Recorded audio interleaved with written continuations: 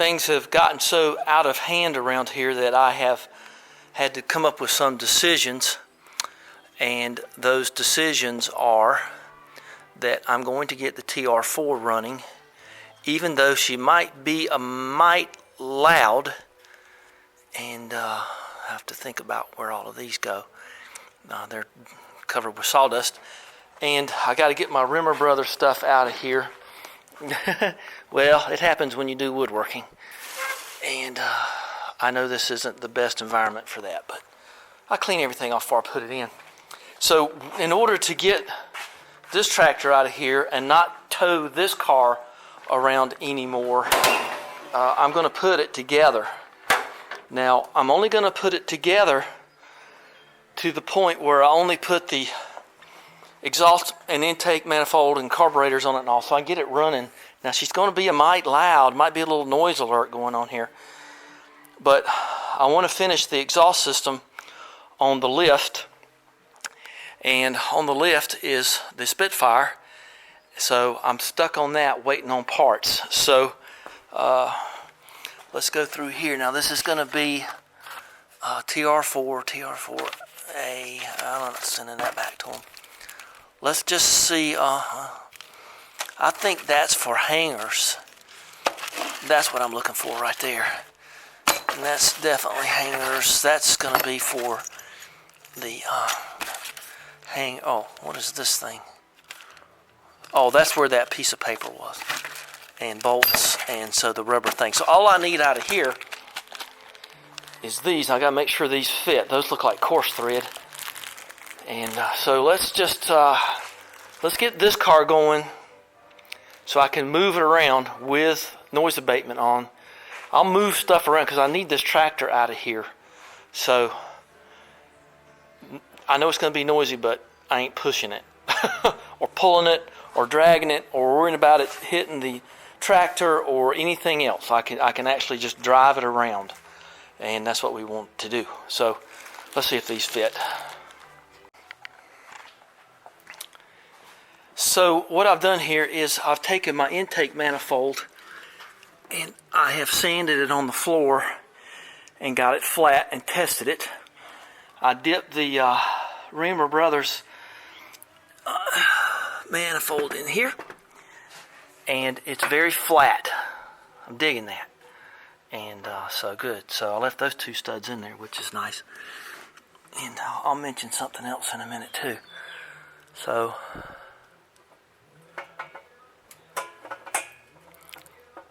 let's just make sure everything passes, and it doesn't. You loathsome bastards. So what's going on here is the intake manifold is hitting right there. So we will be doing grinding. I had a bad feeling about that. So it ain't going to be too bad, but it's got to be even. So this is too much right here, here, here, and here. Why can't you get anything anymore that just works?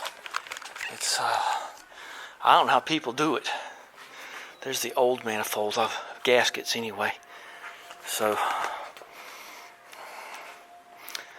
I clean everything pretty good, and even if a little wood pulp got in there, I ain't too scared of it. I didn't think I was going to be here this long, but it looks like I will be, so I'll put your fender cover on. That's pretty flat, so I'll have to, it's just, I mean, and it's not good either. I mean, it's millimeters. That one ain't too. I'm going to have to mark these, so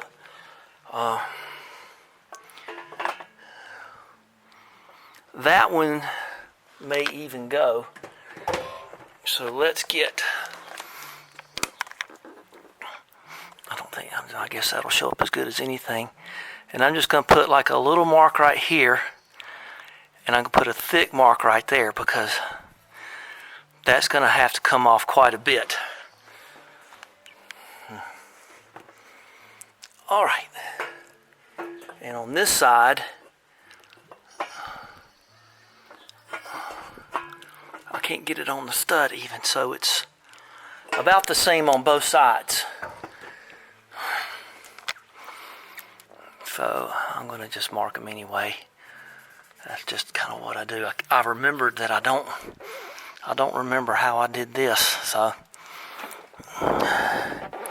yeah, I have one marked the ignition light. I don't know if it goes. There's 3 there, so we'll find out soon enough, won't we? All right, let's take that out. Here, let me show you what it's like getting it out of there. You got to kind of have this area clear. It's not terrible, but you do have to come up and over here. Oh, it's always hard to do this stuff one-handed, but this can be done. Now, I was thinking when I was doing this, see how that worked? Well, actually, you didn't see how it worked, but I'm hooked rather substantially over there now. Now, you probably don't have a power booster box right there. And I would say if you had a generator, you're in for a little bit more trouble. As you can tell, I got the reduction starter. But you got to kind of clear over here. And so I'd imagine if I had a generator, I'd be in big trouble. So let's grind her off some. Damn it. So let me give you the long short of it here. This is how it's going to go. Okay, I got that going. See, yeah, that's in there. It took me about 30 minutes to fit that precisely. So you order it from Rimmer Brothers in England, if that's where it is. It could be here, but if it's in overseas, let's say it is in England. It will be 5 days before they pack it, and they say you'll have it in 4 days or something like that, but that ain't true. It'll be another 5 days, maybe, before it gets to wherever hub that's closest to you. You will be charged another at least $75 that you weren't told about because of, duties. Yeah, oh yeah, you got your duty before God and country, so you got to cough up another 75 bones. And then I waited 20-something days for it to get here. And then I got my credit card bill Saturday, and they bless you with a $30 fee because it was international. So anything, I didn't know that. So it cost me like another $110 over whatever the cost was and all the other stuff just to have the pleasure of having to grind this for 30 minutes to make it fit. So the other thing you don't get is the little dimples that you see here to hold your dog bones. Yeah, I don't see that as being a great big deal, but you think they'd have they probably wouldn't have put them in the right place anyway. So I've got it sitting flat now. So now I've got to figure out, which studs go where, and I got to drill those out to get the studs to go through there with ease. And so let's set this up and get this going. It ain't gonna be so long once I get this going. And I'm not going to be able to do this long. It has got to be 85, 90 degrees out here. And there's a little bit of a breeze, but I can't hardly take it. Between that and hay fever.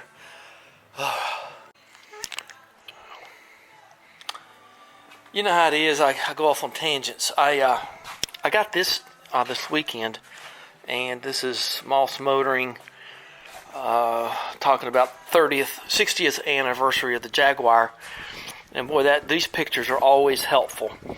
They, it makes you want to go get some white walls for it on it. So this is going to be a little bit of an off thing. So, of course, you can obviously see that's a right-hand drive car. They're designed to be that way because you can tell by the firewall that they're simpler. And it's just far, linkages are changed. You know how it is. It's a pain in the tail. But the thing that I gleaned from this is the air filter can. You see how it's sort of that off silver thing? And I noticed that the coil doesn't have a red top like mine did. I'm pretty sure, I think this is an earlier car. My car is a 67 S1 This could be several years before that, and so maybe things were a little different. And this car doesn't have white walls, and then those do. Very fascinating. But I guess it's like anybody else, they use what they want. But that can right there is what got me. So I'm going to keep hold of that. So, of course, I went and took my can, and as you might remember, it was black, and I powder coated it this kind of a silvery color. I didn't want to get too bodacious with it, and so there that is. I think that'll look better. I'm okay with that, and so it took a while cleaning it and doing it, but I think that's going to be better. So I like that better. I hammered out a couple of little places here, and so that dent that was there is long gone. So just a little side note, you know, sometimes when you get literature, you know, there that is, and I cleaned it out real good, and so I'll tell you something else too. I'm going to put it back together right now. Already the air filter that I put in a week ago was stuck. I put it in here to keep it clean. Was stuck. So I put Seal Glide on it, and it's still stuck. Where did it pull off? It pulled off a little hunk right there. So it'll be okay. I mean, it's nothing big. I just don't want to get that going. We're going to get back to the Spitfire here soon. So I'm going to put that right there because I know that's clean. And get Seal Glide, put this together, and put it back in the car and get it out of harm's way. But I think that looks better. I'm okay with all of that. And yeah, there were some, I really didn't notice it so much, but there was a pretty good dent right there, and I sort of just beat it out a little bit. It's so far down, you're not going to notice it anyway. It's just going to notice that it's a better color than the black. So that's going to lead to the other thing. You know, I've been doing this a long time, and a lot of people, you know, when they come here and they see me do things, they say, you know, you don't seem too concerned about where the hardware goes. I said, I'm very concerned about where hardware goes when I take cars apart. But the one thing that I'm aware of is that other people aren't, way before me. So it's like drum brakes. You know, you take one side apart, you leave the other side together. I've done that before, and both sides can be different because somebody did one side or messed up one side. And this is why I just basically lay hardware out and once I take something apart. And I put it in little categories. I know what some stuff is. And but I don't go to any great lengths to really, unless it's something highly unusual, mark my hardware, because it's not going to, you know, somebody else has messed it up. And so I just don't worry too much about it. I think about it and look at it and try to remember a little bit. Oh, Seal Glide. And but don't, you know, worry about it, but don't trust anything. Get your service manuals and make sure that you follow those best as you can, especially when it comes to brakes. So just remember that. Let's get back to the TR4 at hand. Let me get this hat off. Boy, I went inside and turned the air conditioning way down and put my clothes in front of it and walked around naked for a while. I feel a lot better. Nothing like walking around naked makes you feel better in a big air conditioning house when it's, what is it today? Yeah, see, it's 88. It's heading toward 90.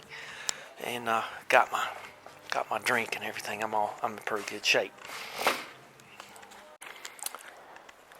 So I got my 3M 8001 and put that rubber seal back on there. Just lay it in the bead and then shake it around, and then it'll be fine. At least it'll hold it in place to a certain degree. Oh, come on, baby. There you go. Oops. Here, let's put it right here. Banging everybody around here. So there is that. And the neat thing is now it matches the manifold thing. So I'm not going to put that on there yet because this isn't cured out. But you just lay a bead and then put it in and then stir it around, and that's about the best you can hope for. So they kind of match. I'm kind of digging that.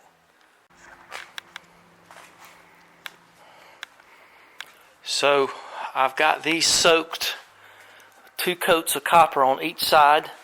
I got my carbide scraper and scraped around there. So let's fit these on there. and then we'll fit our other studs and whatnot. I need some blue Loctites. So let's go in here like we mean it. Once again, another good reason to leave these on or put them back in with some blue Loctite so you can have everything holding everything. So let's fit this on, and that's all been cleaned and wiped with brake clean and whatnot. So everything is looking good. So now that goes like that. Okay, and now that's been blown out. I've blown that out a couple of times. And so, okay, and that goes like that. Okay, so there we go. This is test fitting and playing around now, because some of these two big dogs, or dog bones or whatever, they're different thicknesses. This is kind of a dangerous way to do it, but that's the way I do it. So we're going to do it that way. Might want to find some, let's see. Might want to find some better thickness. If I could find 2 of those, I'd be happier. Let's see. Now that one fouled. Let's see if what I've got there. I don't think that's going to work here. I didn't measure the thickness between this and the old header, and the old header's way long gone. But I had a feeling, you can kind of tell by looking that they're going to be rocking a little bit. This is thicker than this. So we'll see what kind of hell that gives me, because these will only cock so far. These are 3/8 studs, I think. And if you put them in there, they will move around, but you don't have a lot of grace on that. So I may be doing just like I did on Spitfire. When you got this kind of arrangement, sometimes you got to make little spacers. So we'll see how this works out here. It's those ones on the bottom that get you every doggone time. But it's easier with this kind of header than the original type, as I remember, because it's in the way you can actually get a 9/16. I think those are 9/16. Let's see, got it right. Oh no, it's out somewhere. I must have been using it over here. Yes. I found it. It's nice to have tools laying around everywhere, but sometimes she do take a bite sometime. You don't know where stuff is, but I'm not too spread out, too thin here. I'm going to try to be as complete about this as possible. These things have a front and a back. That is the flat side that goes toward the head, okay? So, it would work either way, but this is the way you want to do her, okay? These do have a top and a bottomus, or front and a back. You won't believe it, but I hit a snag. I knew it was coming. I had a feeling it was coming anyway. Now down here, those big wings down there they matter, and put them close as you can to what you think is right, but the bottom part of the exhaust manifold is just it's just gonna hold it on there. It ain't gonna hurt nothing. That one is just not that big a deal. Those two that I thought were the hardest are now going to be the easiest, and so nothing's tight yet. But you see, the problem here is that gap here. So there is, what do you reckon? Enough of a gap to be a problem. So I'm going to kind of tighten up what I can, get everything flat, measure that gap. I'll have to make some spacers. Well, what do you know? The world of headers. Nuts. Well, that's what I ended up using. That's probably the best thing in a situation like this. These have the little bubbles on them, the little metal bubbles, and I just got some nuts and put in there. That ought to be just fine. At least it's even. And you know what the torque values are here, so I'm not going to go into that. Do not over torque these. If you're around some of my old friends, tell them don't do that. Don't over torque. So I got to give this, I've had worse. Of course, I'm not under it yet, but I've had worse up here, but not by much. I mean, I guess it's a matter of knowing how to deal with it. So I got all of these brass nuts in the right way. I'd say that spacing is off 3 millimeters, pretty long distance. But as long as these are even, and some of these have a flat edge. I don't know if that's true or not. I can't remember if that's factory, but the flat edge would go toward the pipe here. So torque those down to your appropriate values, and let's see about hooking everything else up. And see, there's one right there. Here you go. When you need 4 of these in a situation like this, you better bring about 10 or 12 over. So it's a little nut like that, just out of my stock machine stuff. And there's 4 or 5 under the car right now too. Let's be honest about this thing now.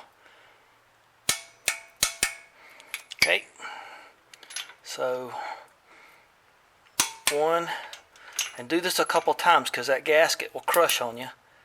See, there you go. 2, 3, 4. Ooh. 5, 6, 7, 8. Now, and as we know, if you start to blow an exhaust gasket, you don't have long. They go real quick. So you want to make sure and do this as the best you possibly can, as even as you can. Let it set for a few minutes and go around one more time, and then we're going on with carburetors. Alright, so it's your square gasket, looks like this. Grease it up, put it there, and then your insulator block goes on there next, and they go on there like this actually, and then get you, I grease these up every single time, and it just makes them feel better. I don't know if it really matters that much, but to me it does. A little extra sealing there can't hurt. Inventing different kinds of sealing wax. So that goes on there like this. Okay? Alright. So you got your square, your insulator that's put on like a woman's figure, and then that like a woman's figure. Here we are. Make sure your choke is all the way in, because you'll be hooking that up in a minute. And put that back on there. And then put that stuff back there. And I got her to this far. I'll probably go ahead and put the air cleaners on it. I mean, they ain't hard to do, and might as well do her. So, of course, you took these off and set them up, right, didn't you? Okay, good for you. Put a new filter on, didn't you? Okay, good. Tightened up your throttle. Tightened up your valve cover. Tighten these up.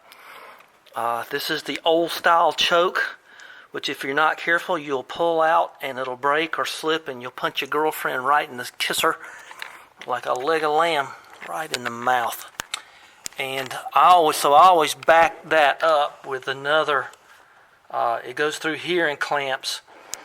The outer body clamps on this member, and then I clamp it there, and then I get an extra jed clamp it right there, and sort of make sure, because these chokes aren't like the ones that came out a year or two later, and those are blessed. I mean, I love them so. But I've got these. These were just in boxes when I got them. I'm very proud of these. And let me get back out a little bit. And so let's put the air cleaners on it. And like I say, it won't take a second. Let's do that. And then I imagine in a set or two, I'll be scraping all this mess out of here and putting all the other little rubber bits on, and we will see if she cranks. Not going to move her. I just want to see if she cranks. I want to get her oil pressure up, get her going, and all that stuff. So, I know it looks kind of funny, but you ain't got one that looks like that, do you? Probably don't want one that looks like that, but I like it. Okay, we're all set. This is I found this old note stuffed over here, and at least on my vehicle. That's some of the numbers. All my tools are over here. I don't like starting these with the bonnet up. I don't know why. I never have. Make sure your tools are out of there. Don't ever put your hand on that unless you're putting fluid in it. Make sure your little holes are facing up. I've seen people put them in backwards and don't breathe right. Make sure that these are okay. And you should have a couple of millimeters above that before you hit. Put all your breathing apparatus on and pipe it to where it needs to go. Yeah, there we go. Okay, gotta let it drip down sometime. Make sure your caps are tight. These are tight. Everything is as it should be. And I guess I'll just take you on in. That's using your head, huh? And, okay, keys are over there. I clean it. It just don't do any good. I'm birds one, Bobby nothing. Maybe the birds are related to Leanne. I don't know. Oop, there went my keys. Oh, this is not how you do this. Okay, there you go. Oh, well, we did forget one minor thing, so let me hook the battery up. I guess you can just stick with me. We forgot another thing. We're going to need these. This is more important than the other thing. All right. I had it. There it is right there. They're generally 13 or half, or on modern cars they're 10. This is not a modern car, okay?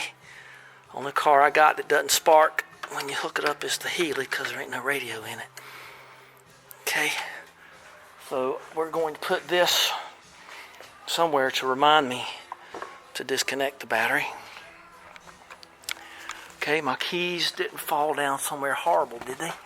Yeah, they did. They did fall down somewhere horrible down in there.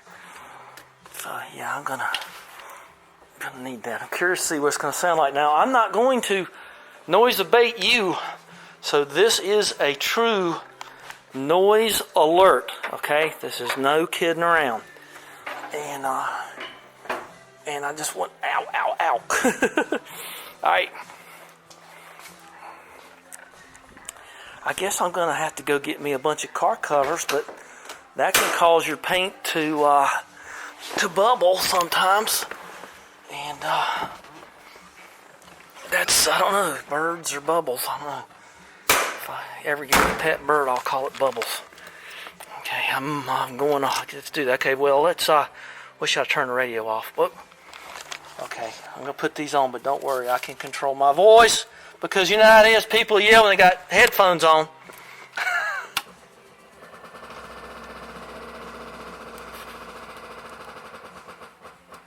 Okay, I got an SU pump in this. So make sure we're out of gear.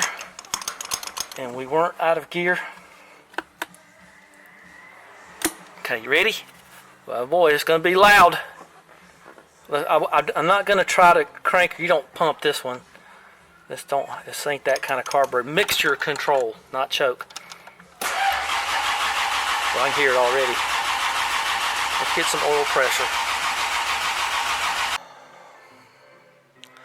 I was looking through my pile of British stuff and ignition parts, and I remembered something kind of funny. See these identical side entry caps with the screws underneath them and all? Well, these are not identical. I had forgotten this MGA or something I had.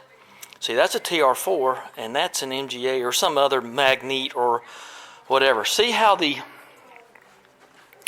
entry, well, it's over here now. I put it over here because I was doing something else. See how the entry would be coming out the front? See, on a TR4, you want that to go like this. See, that thing, the backside will tell you better. See, they're not the same. So don't confuse these and carry one of these with you thinking that that's a backup. Just I don't know how many other people would ever run into this, but these are two very different caps. So don't let that happen to you. And let's see, you can tell there and there. So this is the one we want for today. Now, if I was smart, I would get some white out and put, not TR4 or something on there. I took this as a fabulous opportunity to retorque the heads, double check everything. I adjusted the valves. A couple of them were tight. Kind of surprised by that. And I'm going to kind of refill. Going to redo the seal on it. It didn't leak there. I think I found a leak down there. Double check, go to top dead center. Let me tell you a story. You pull that out, you better be real confident that that little itty tiny Woodruff key is going to stay there. Okay, just you better be sure. If you lose that or if you mess it up, you won't have any oil pressure. So I was messing around last night reading my Robert Bentley book I got from Viking Import a long time ago. I only paid $17.50 for this thing, and I studied that thing all the time. And this book calls for Lodge CNY plugs. Now, Chef Tush and I have talked about this, and I've talked about it with other people. And I know Chef Tush made those cabbage rolls, but we have to forgive him for that. Okay, if you insist. So anyway, they get all this stuff together, but you'll find that the Lodge CNY does not compute to a Champion L87Y. Where that went wrong, I don't know, but measure your depth, because you want to run N9YCs. L87Ys are this much reach, and just trust me on this. There they are right there. You know what a spark plug looks like. The reach is really this. It's not one half of that. But measure your reach. Make sure that you're good there. So, but I'm just checking everything. I'm checking the play. I'm getting my feeler gauge, and I've got my stuff. The distributor pedestal is in the unisonic cleaner, ultrasonic unisonic. And where'd that come from? So, in this book, if you get I don't know if there's any reprints of it, but if you go into your Robert Bentley manual, I don't know, I was talking about I was going to put an exhaust system in it, ended up on this huge tangent. Go to this page 1-131, read this and understand this carefully, because you find that you're off a gear one way or the other. This is not a TR4. You can tell by the distributor cap. See, it's not a side entry. So anyway, not too many faults in that book. So what, a picture here and there. So there's everything going here. I'm just about ready to go get that thing out of the ultrasonic and put this all back together again. Look how clean that is. So let me put, and I tell you what I do. I use whiteout to go where I've been. And if you just dab it, you don't have to worry about it getting caught in anything. You can wipe it off and just make sure you get it off your valve that you marked. I don't always do that, but this thing's kind of special to me. God, I wish I'd have painted that thing. I regret that every time I look at it. So backup fuel pump, don't take that to heart. Just a little insurance policy. Okay, well, let's see. Where in the world would I have gotten a WVOC, the Voice of Columbia? Oh. I'll be dogged. Some kind of golf classic down there, some nondescript character.